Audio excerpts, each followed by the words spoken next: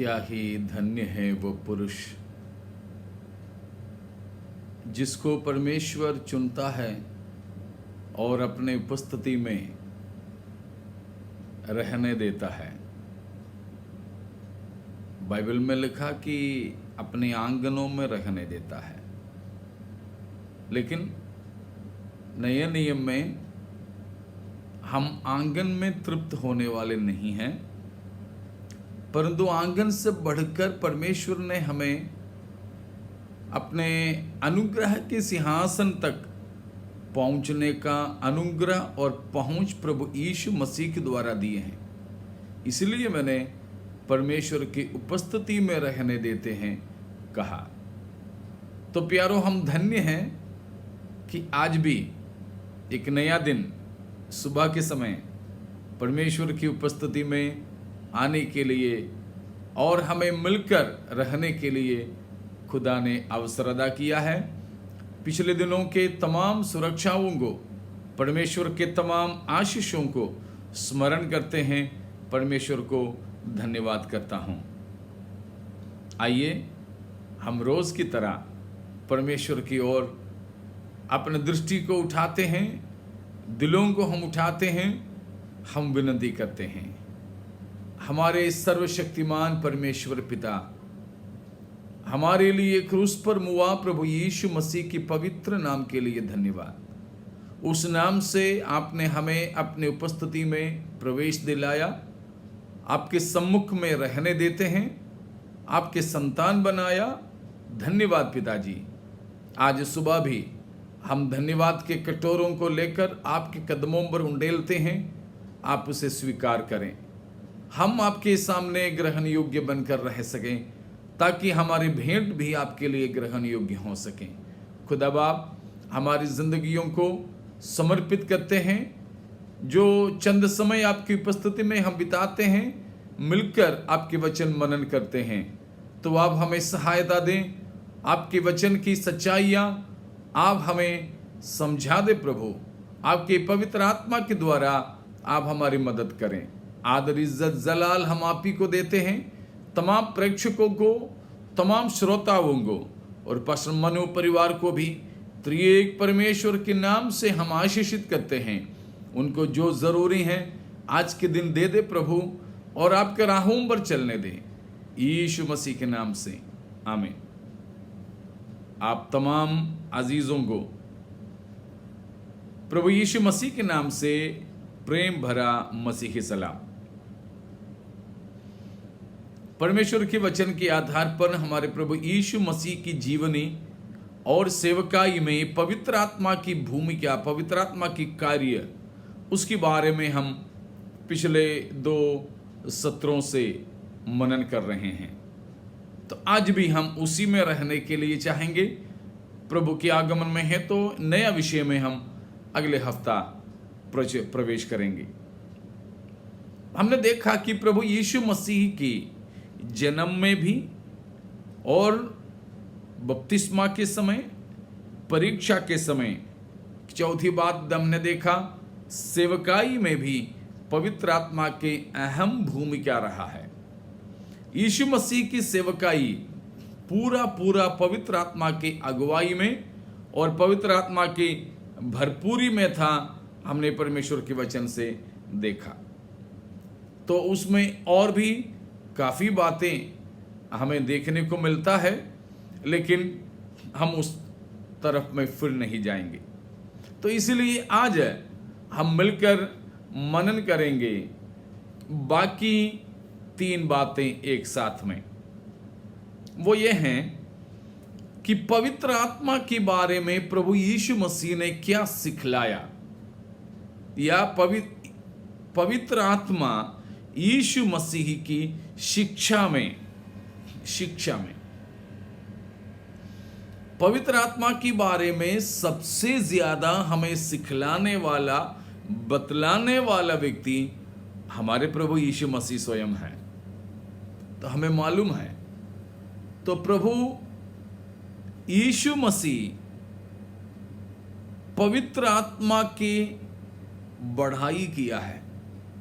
हम ये देख सकते हैं कि जब प्रभु यीशु मसीह संसार में थे, उस समय अपनी बढ़ाई किसी भी तरह से नहीं किया, परंतु एक तो पिता को प्रकट किया, दूसरा पवित्र आत्मा को प्रकट किया। पिता को महिमा दिया, पवित्र आत्मा को महिमा दिया। अक्सर त्रिएक परमेश्वर के आपसी रिश्ता इस प्रकार है, एक बाकी दोनों को महिमा देते रहते हैं, प्रकट करते रहते हैं। अभी पवित्र आत्मा संसार में है, तो पवित्र आत्मा किसी भी प्रकार में अपने आप को उजागर नहीं करते, परंतु पिता की महिमा यीशु मसीह के द्वारा करा रहे हैं। पवित्र आत्मा, ये त्रिएक परमेश्वर का तजुर्बा है। इसीलिए ही इस वक्त में, मतलब इस नया नियम के समय में, पवित्र आत्मा से प्रार्थना नहीं होता है, पवित्र आत्मा की आराधना नहीं होते हैं, मतलब नाम लेकर, बल्कि परमेश्वर की प्रार्थना, परमेश्वर से जब हम प्रार्थना करते हैं तो वो त्रिएक परमेश्वर है, और पवित्र आत्मा के द्वारा यीशु मसीह के नाम से पिता से प्रार्थना, ये है वचन की व्यवस्था।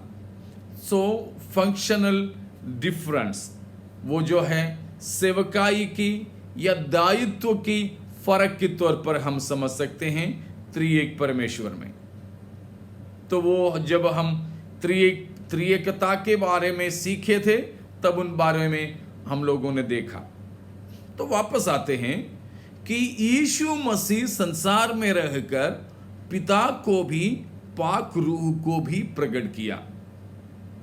अगर यीशु मसीह प्रकट नहीं करते तो शायद हम नहीं जान सकते थे पवित्र आत्मा के बारे में। हाँ, पुराना नियम में पवित्र आत्मा करके हम पढ़ते जरूर हैं, लेकिन नया नियम में प्रभु यीशु मसीह के द्वारा जो प्रकाशन हमें मिली है, वैसा पुराना नियम में नहीं मिला है।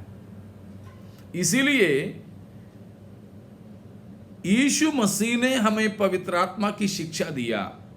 हम जानते हैं पवित्र आत्मा कौन है, पवित्र आत्मा कौन है। पवित्र आत्मा के बारे में विशेषकर यीशु मसीह ने यूहन्ना के सुसमाचार में प्रशिक्षित किया है। 7वें अध्याय में यीशु मसीह पर विश्वास करने वालों को दिए जाने वाले पवित्र आत्मा के बारे में कहा।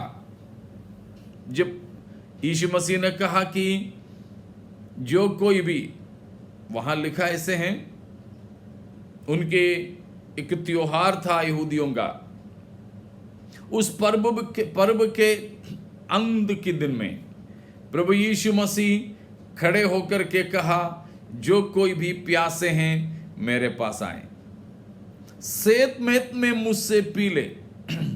तो नीचे यूहन्ना बताता है कि यह उस पवित्र आत्मा के बारे में यीशु मसीह ने बताया, जो यीशु मसीह पर विश्वास करने वालों को मिलने वाला है। तो यूहन्ना के सुसमाचार में है, पवित्र आत्मा के बारे में साफ साफ तरीके से प्रभु यीशु मसीह ने सिखाया।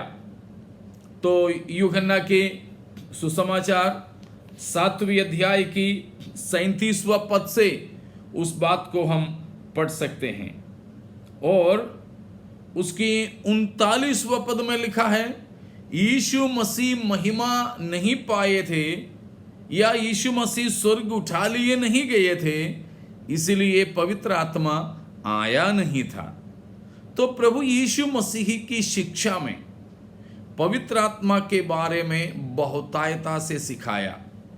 और विशेष अगली भाग है कि 14वीं अध्याय और 16वीं अध्याय, यूहन्ना 7, 14, 16, इन सभी अध्यायों में पवित्र आत्मा के बारे में हमारे प्रभु यीशु मसीह ने साफ साफ खुल्लम खुल्लम सिखाया।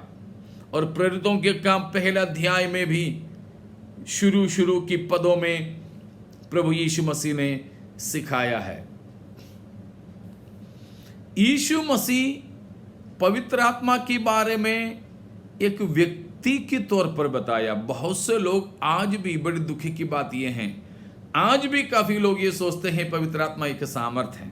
नहीं, एक शक्ति नहीं है। पवित्र आत्मा शक्ति में व्यक्तित्व नहीं है, शक्ति में जान नहीं है, और समझ नहीं है, इच्छा नहीं है, भावनाएं नहीं है, कुछ नहीं। जैसे हमारे बिजली हो या उजियाला हो, यह सब शक्ति है।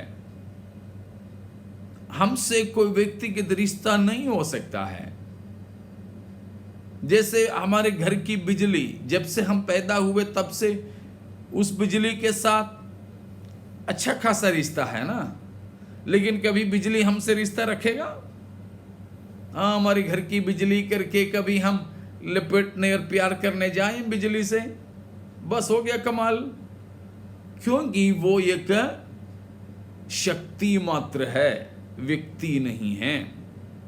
लेकिन उस प्रकार एक व्यक्तित्वहीन शक्ति नहीं पवित्र आत्मा, परंतु पवित्र आत्मा एक सर्वशक्ति सहित व्यक्ति है। इसलिए हम बोल सकते हैं, जैसे पिता और पुत्र सर्वशक्तिमान व्यक्तियां हैं, वैसा ही एक सर्वशक्तिमान व्यक्ति है पवित्र आत्मा भी। यूहन्ना के सुसमाचार 14वें अध्याय के 16वें, 17वीं और 26वीं पदों में बहुत शानदार तरीके से प्रभु यीशु मसीह ने कहा। मसीह ने क्या कहा? मसीह के जाने के बाद, अर्थात क्रूस की मृत्यु, जी उठना और महिमा में उठा लिया जाना, उसके बाद यीशु मसीह हमारे लिए पिता से एक और सहायक भेजेंगे वायदा किया है। मैंने कहा अभी 14 के 16 में, विशेषकर 26 में, वहां पर और एक सहायक भेजूंगा। वहां लिखा है एलोस, एक यूनानी शब्द है एलोस। एलोस का मतलब है कि अनदर ऑफ सेम काइंड। यीशु मसीह ने कहा कि मैं जाता हूं और एक सहायक भेजूंगा, मतलब मेरा जैसा ही, जैसा मैं हूं वैसा ही एक सहायक मैं तुम्हें भेजूंगा, जो तुम्हारे संग हमेशा रह सके। मैं तो 3 साल कुछ दिन ही तुम्हारे साथ रह पा रहा हूं, चाहता हुआ भी नहीं रह सकूंगा मैं, क्योंकि प्रभु यीशु मसीह शरीर में थे। शरीर में होकर पृथ्वी पर लोगों के साथ रहने में सीमाएं हैं। परमेश्वर ने ही दिया नियम, परमेश्वर ने ही निर्धारित किया हुआ व्यवस्था यीशु मसीह को कुछ दिनों के परे शरीर में होकर संसार में, इस संसार में रहने के लिए मना करते हैं। इसलिए प्रभु यीशु मसीह जिस कर्तव्य के लिए आए उसको निभाकर जाना ही जाना। इसीलिए यीशु मसीह ने अपने चेलों से कहा, मेरा जाना तुम्हारे लिए भला है। कैसे भला? यदि मैं नहीं जाऊं तो वो सहायक तुम्हारे पास नहीं आएगा। उसके लिए वहां जो यूनानी शब्द इस्तेमाल किया है एलोस, वो एलोस का मतलब है कि अनदर ऑफ सेम काइंड, एक ही प्रकार का एक दूसरी वस्तु। लेकिन दूसरे की शब्द यूनानी भाषा में है, वो है हेटेरोस। हेटेरोस, वो हेटेरोस का मतलब है another of a different kind, another of a different kind. तो यहां पर दो चीज है।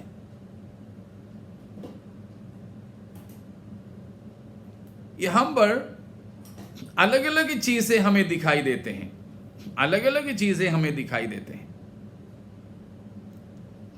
इसमें क्या है, ये दो चीजें हेटेरोस बोल सकते हैं, हेटेरोस, कि पेन तो जरूर है, कलम तो जरूर है, लेकिन बिल्कुल अलग अलग तरीके का है,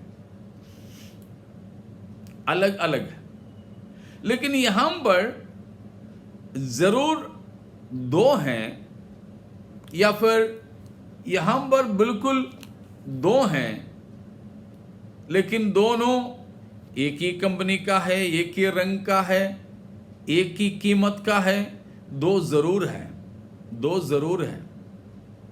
तो ये एलोस बोल सकते हैं। इसीलिए अगर मानो यह एक खो गया तो इसकी बदले में ये बिल्कुल फिट हो सकता है, इसकी बदले में इसका इस्तेमाल जरूर हो सकता है, लेकिन बाकी चीजों में नहीं। ये भी एक ही जैसा है तो भी रंग अलग है, शायद जिसका उपयोग इससे होगा वो इससे नहीं होगा, लेकिन वो ऐसे नहीं। इसी प्रकार प्रभु यीशु मसीह ने कहा पवित्र आत्मा के बारे में कि मेरा जैसा ही, तो जैसा यीशु मसीह था वैसा ही एक सहायक को भेजने के बारे में कहा। तो प्रभु यीशु मसीह की शिक्षा में हम पाते हैं कि पवित्र आत्मा एक व्यक्ति है, और यीशु मसीह पवित्र आत्मा के व्यक्तित्व को और सेवकाई के बारे में भी बताया, और पवित्र आत्मा की वायदा हमें यीशु मसीह ने दिया। और प्रेरितों के काम पहले अध्याय की 4 से लेकर पदों में भी 4, 5 में और 8 में सब बताया। पवित्र आत्मा के लिए तुम्हें इंतजार करना है, तुम पवित्र आत्मा को प्राप्त करके ही शहर से बाहर जाना है। लूका 24 के 49 में भी लिखा, जब तक तुम परमेश्वर से ऊपर से सामर्थ नहीं पाओगे तो यरूशलेम को ना छोड़ना। तो यहां हर जगहों पर हम क्या पाते हैं कि पवित्र आत्मा के बारे में प्रभु यीशु मसीह ने अच्छे से सिखाया। और मत्ती के सुसमाचार 12 अध्याय की 30 से लेकर की पदों में पवित्र आत्मा की परमेश्वरत्व के बारे में भी बताया, चेतावनी दिया। पवित्र आत्मा के विरुद्ध में पाप करें तो वो परमेश्वर की बुराई करना ब्लास्फेमी है, सिखाया। तो ये सभी बातें प्रभु यीशु मसीह की शिक्षा में हैं। तो पवित्र आत्मा कौन है? नाम, काम, परमेश्वरत्व, सेवकाई, ये सभी बातें बताया। हमें वायदा किया, चेतावनी दिया पवित्र आत्मा के बारे में कि पवित्र आत्मा के विरोध में पाप नहीं करें तो वो क्षमा नहीं होगा।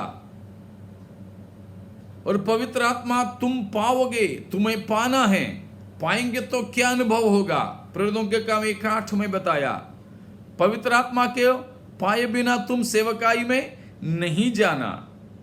आजकल तो बहुत से ऐसे सेवक लोग भी हैं जो पवित्र आत्मा नहीं पाए हैं, पवित्र आत्मा के सामर्थ्य को अनुभव नहीं करते हैं।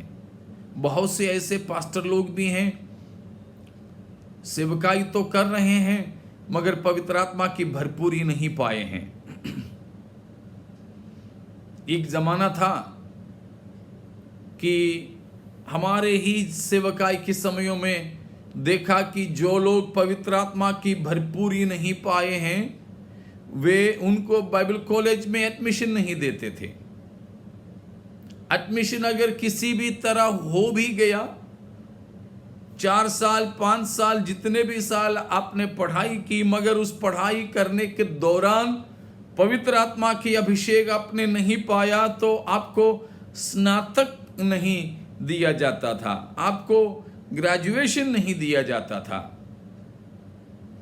हाँ, कोर्स सर्टिफिकेट देते थे कि ये इतने दिन यहां पढ़ाई किया है, बस उतना ही।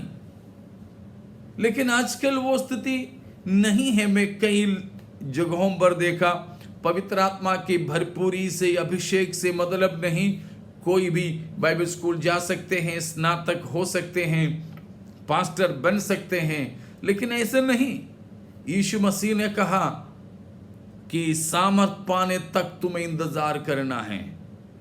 जब पवित्र आत्मा तुम पर आएगा तब तुम सामर्थ पाओगे, उसके बाद तुम मेरे गवाह बनोगे। तो सेवकाई के लिए बहुत जरूरी है। यीशु मसीह भी इसीलिए ही सेवकाई से पहले पवित्र आत्मा को एक शारीरिक तौर पर, दृश्य तौर पर पाया था। हमारे लिए बहुत बड़ा नमूना है प्यारों। अगर पवित्र आत्मा के सामर्थ आप में से किसी ने नहीं पाया, अन्य अन्य भाषा के वरदान या उसकी अनुग्रह के साथ में पवित्र आत्मा की सामर्थ यदि आपने अभी तक नहीं पाए, आप परमेश्वर की उपस्थिति में रहिए, उपवास में, प्रार्थना में रहिए, और भी किसी परमेश्वर के दास दासियों को साथ में लेकर प्रार्थना में जुड़े रहें यदि हो सके तो, कि प्रभु से पावें। क्योंकि वचन में कहता है, प्रेरितों के काम 2 का 29 में 38 और 39 में, 29 में नहीं, 38 और 39 में, कि पवित्र आत्मा का दान तुम्हारे लिए है, तुम्हारे संतानों के लिए हैं, और हमारे सर्वशक्तिमान परमेश्वर अपने पास में बुलाकर लाने वाले हर किसी के लिए है। ये परमेश्वर की संतानों के लिए वायदा है। प्रभु यीशु मसीह ने हमें वायदा किया है, इसलिए वो वायदे की आत्मा हमें दान स्वरूप पाना है। अभी तक अगर किसी ने नहीं पाए हो, या कभी पाए हैं लेकिन नवनीकरण उस अनुभव में नहीं है, खुदा से गिड़गिड़ा कर प्रार्थना करें इन दिनों में कि परमेश्वर मुझे आपकी आत्मा की सामर्थ है चाहिए। तो इन टीचिंग और उसी के सिलसिले में मैं आखिरी वाली बात बताता हूं, उसके बाद सेकंड लास्ट बताऊंगा। ये टीचिंग में, उपदेश में, शिक्षा में पवित्र आत्मा के बारे में जैसे बताया था, वैसे ही प्रभु यीशु मसीह स्वर्ग उठा लिए जाने के बाद लगभग 10 दिन के पश्च बीतने पर, प्रेरितों के काम 2 अध्याय में हम पाते हैं कि प्रभु यीशु मसीह ने अपना वादा पूरा किया। वे सुबह सुबह प्रार्थना कर रहे थे, उसी समय पवित्र आत्मा उन पर आए। बहुत भोर भोर की प्रार्थना थी मेरे ख्याल से, क्योंकि पतरस प्रचार करने के लिए जब खड़ा हुआ, प्रेरितों के काम 2 अध्याय में पतरस प्रचार करने के लिए जब खड़ा हुआ, उस समय लगभग 9 बज रहा था। 2 अध्याय की 14 से लेकर के पदों में बताते हैं। 15वां पद में समय बताया है, प्रचार 14वीं पद से शुरू हुआ है। जब पतरस प्रचार करने लगा तो दिन का 3रा घंटा था, कि 1 पहर ही चढ़ा था। पहर का मतलब हम पहले ही देख चुके हैं, 3 घंटे। यहूदियों के लिए एक दिन में वैसे 3 पहर होते थे, लेकिन रोमियों ने जब शासन लिया तो उनके हिसाब से एक दिन में, मतलब 12 घंटे में 4 पहर होते थे। दिन में 4 पहर, रात में 4 पहर, उस हिसाब से है बाइबल जो बताया। इसलिए प्रभु यीशु मसीह 4था पहर में नाव के पास गलील के झील में अपने चेलों के पास आया, लिखा है। तो 4था पहर, 4 पहर, तो उस हिसाब से 3-3 घंटे का 4 पहर। तो यहां पर 15वां पद में पतरस बताता है ये तो दिन एक पहर ही तो चढ़ा है। किसी किसी भाषा में लिखा है ये तीसरा घंटा है, इट्स थर्ड आवर। तो 9 बजे सुबह सुबह ही, लेकिन वे लोग क्या जाने पूरी रात की प्रार्थना थे, शायद हो सकता है, लिखा नहीं है। अगर पूरी रात की प्रार्थना ना भी रही तो भी बिल्कुल भोर भोर में वे सब एकत्रित होकर प्रार्थना करने लगे थे। इसलिए ही तो उस आत्मा के अनुभव के बाद पर्व में आए हुए लोग सब एकत्रित हुए तो यहां पर पतरस बोल सकता था 9 बजे का समय। तो भोर भोर को ही वायदा का पवित्र आत्मा को यीशु मसीह की मां सहित 120 लोगों की झुंड ने प्राप्त किया। हाँ प्यारों, हमारे प्रभु यीशु मसीह वायदा करता है तो पूरा करता है। हालेलुया। तो पवित्र आत्मा की वायदा यीशु मसीह ने पूरा किया मसीह की महिमा में उठा लिए जाने के लगभग 10 दिन के पश्चात। इसलिए हमारी जिंदगी में भी उस पवित्र आत्मा के वायदा उद्दान स्वरूप पाक रूह को प्राप्त करना है।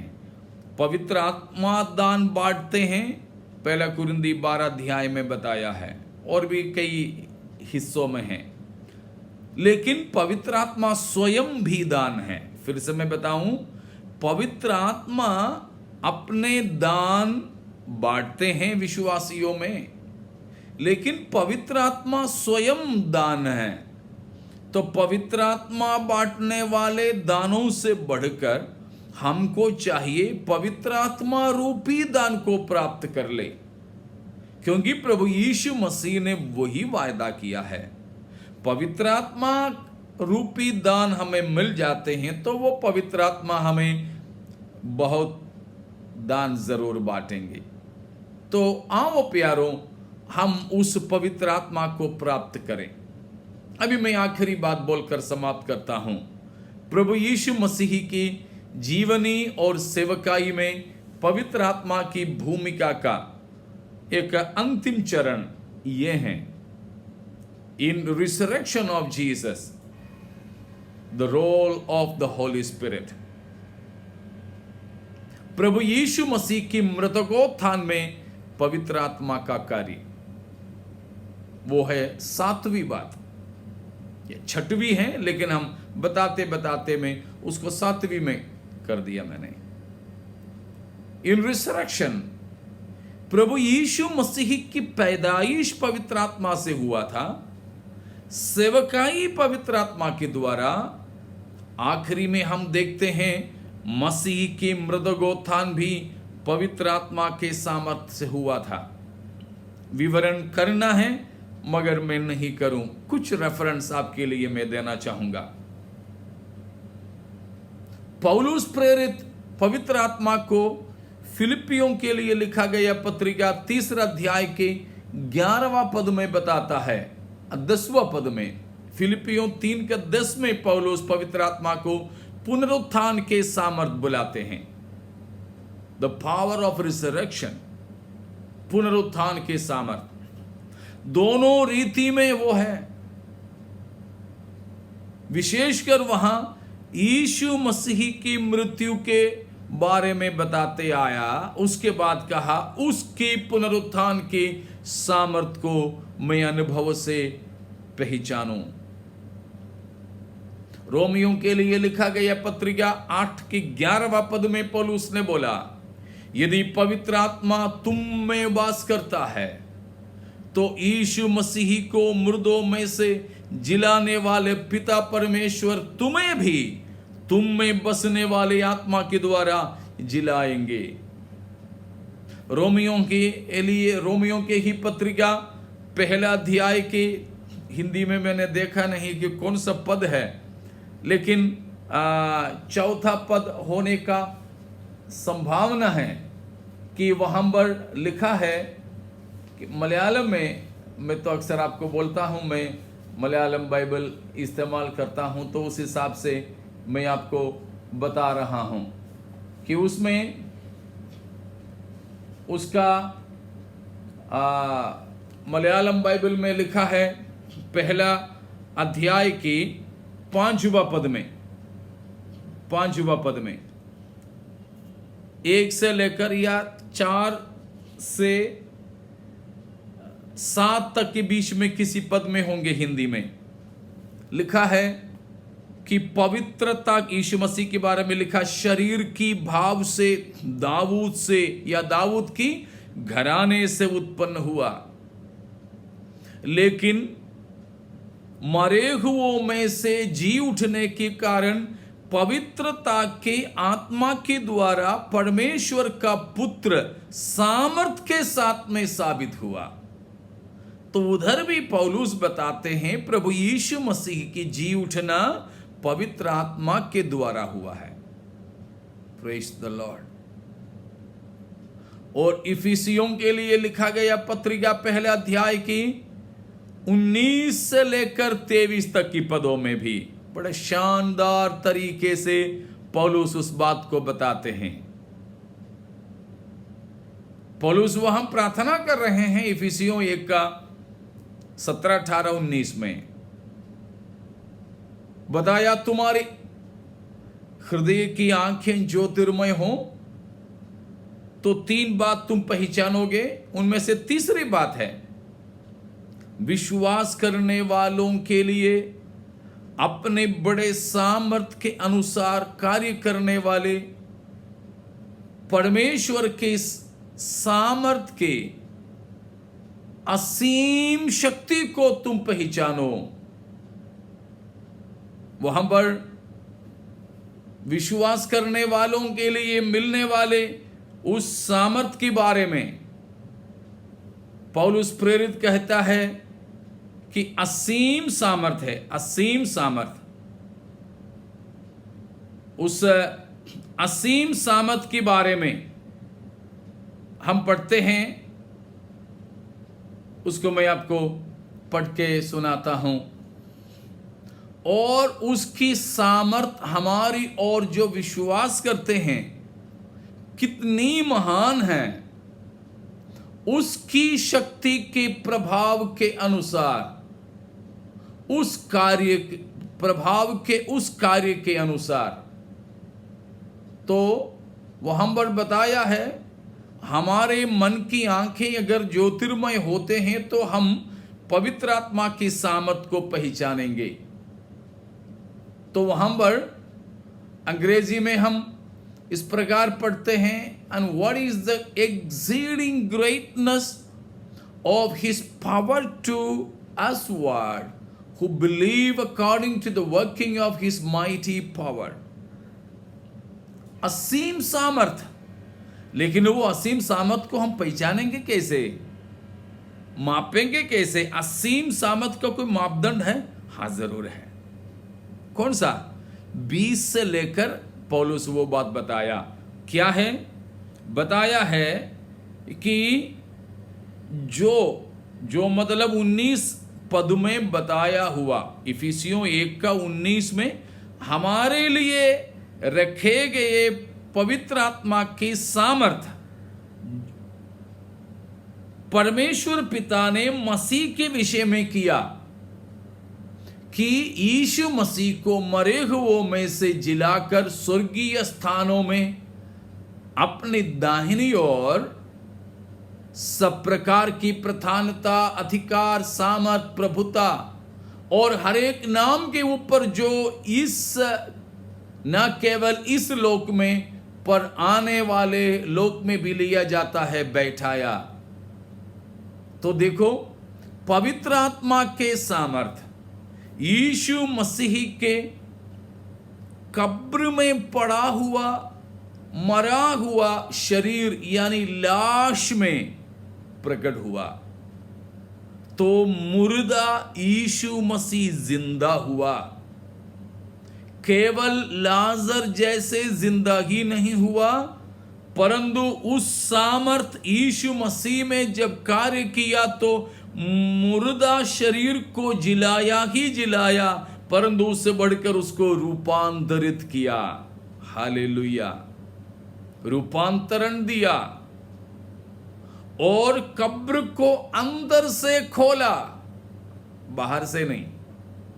तो कब्र खोले बिना पवित्र आत्मा की सामर्थ बंद कब्र में, मसीह के कब्र में उतरा, बंद कब्र को खोला, मुर्दा मसीह को जिलाया, जिलाया गया, शरीर को रूपांतरण किया। जबकि ये दोनों एक साथ हुआ है, मैं समझने के लिए अलग अलग बता रहा हूं।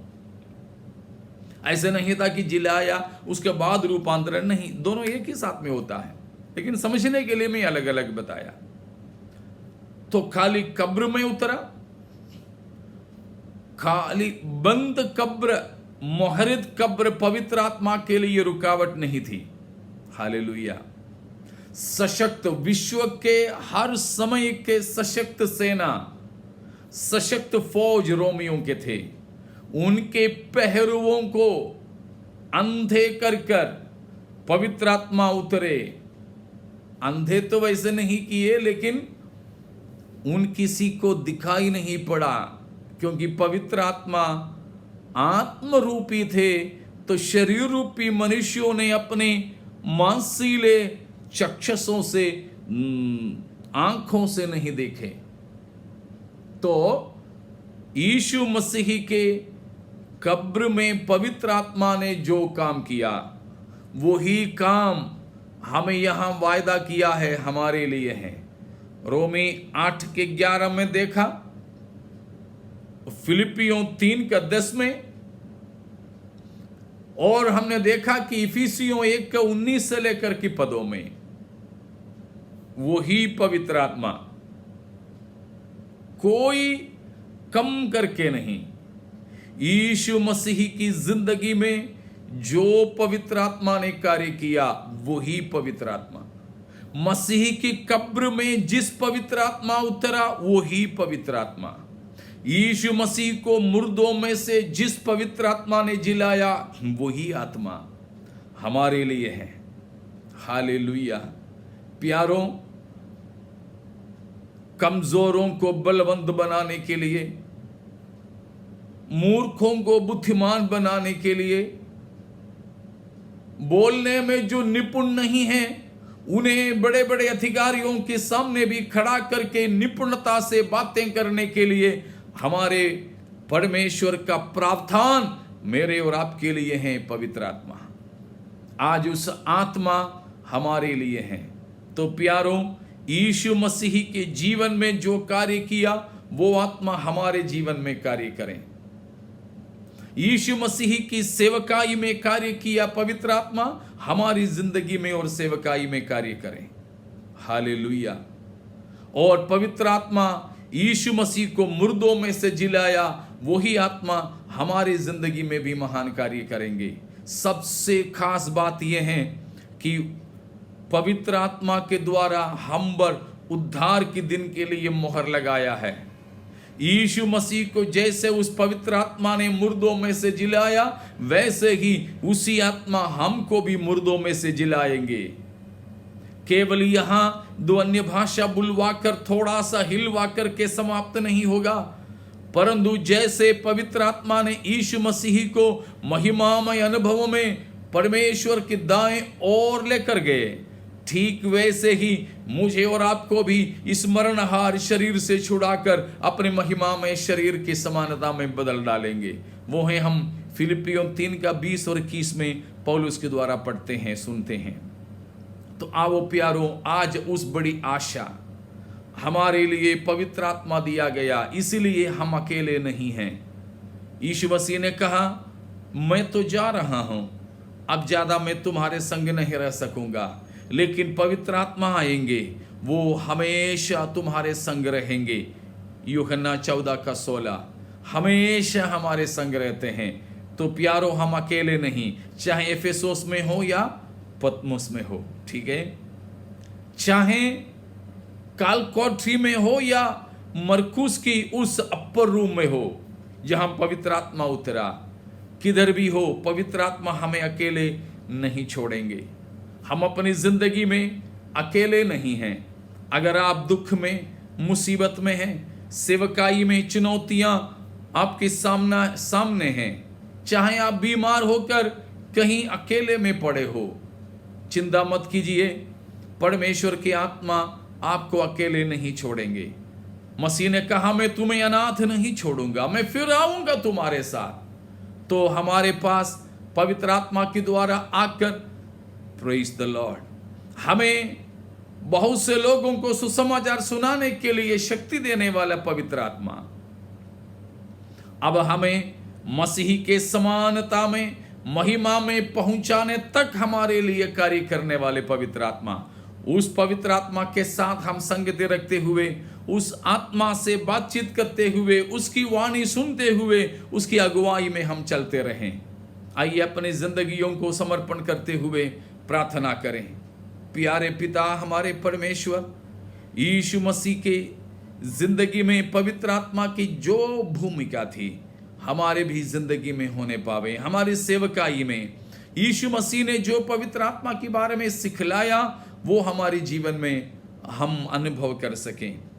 और प्रभु, जैसे मसीह के विषय में पवित्र आत्मा ने किया, उसे मुर्दों में से जिलाकर महिमा के दाईं ओर बिठाया, सब नामों के ऊंचा नाम दिया, ठीक वैसे ही उसी आत्मा हमें भी इस संसार में चलाते ही चलाते, लेकिन आपने ठहराया हुआ दिन में हमारे मरणहार शरीरों को जिलाकर या रूपांतरण देकर आपके महिमा में शरीर के अनुरूप बना देंगे।